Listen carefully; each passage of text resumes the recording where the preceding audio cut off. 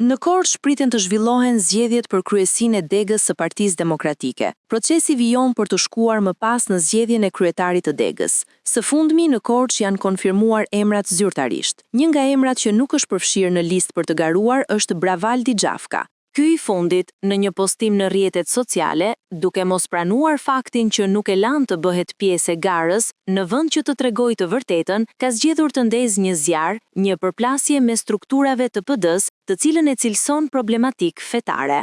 Sipas tij, nuk është lejuar të kandidojë se i përket besimit mysliman. Ky është një mashtrim publik. Mund të duket djalë i ri, por ka një mentalitet të vjetër. Fatkeqësisht dhe turpërisht i përdorur nga udhëheqësi i tij Ervin Saliani, nga deputeti analfabet i Korçës, se fatkeqësisht Korça ka edhe të tillë. Të thuash se nuk më lën të kandidoj se i përkas besimit mysliman, kur Korça 3 në 4 deputet i ka të besimit mysliman, kur Korça ka një bashkëjetesë të shkëlqyer fetare, kur shumica në piramidën drejtuese të PD-s i përket besimit mysliman, kur drejtuesit kryesor të degës dhe shumica e antarësisë së Korçës i përkasin besimit mysliman dhe nuk e kanë shprehur kurrë këtë problematik, tani se nuk të lën të kandidosh të merr Saliani dhe të detyron të mbash qëndrime të pështira, duke shpërndar turpërisht jashtëqitje, diarre të ndyra që kërkojnë të nxisin një përçarje, një urrëtie, thjesht dhe vetëm për qëllime politike. Bravaldi Gjafka mund të jetë një i ri 32 vjeçar që mund të ketë shanse në politik, por nuk ja ka askush fajin Bravaldit. Të shpresojmë që është i keq përdorur nga Saliani apo të tjerë.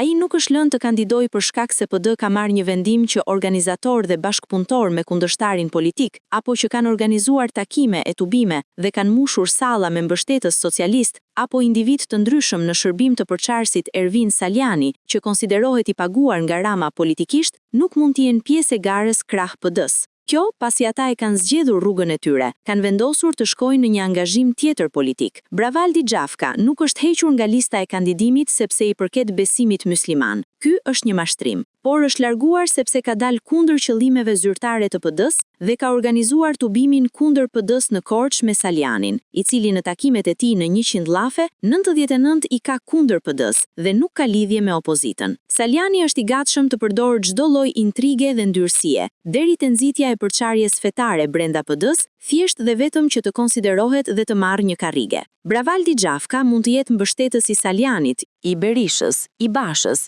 i Edi Ramës, i Ilir Metës apo kujt do tjetër, por në politik ka disa rregulla dhe qasja e bërë së fundi tregon një mentalitet të servirur nga intrigat e Salianit, analfabetizmi apo çfarë fshihet pas disa kthetrave të ndyra që në emër të besimit fetar kërkojnë të kapin opozitën.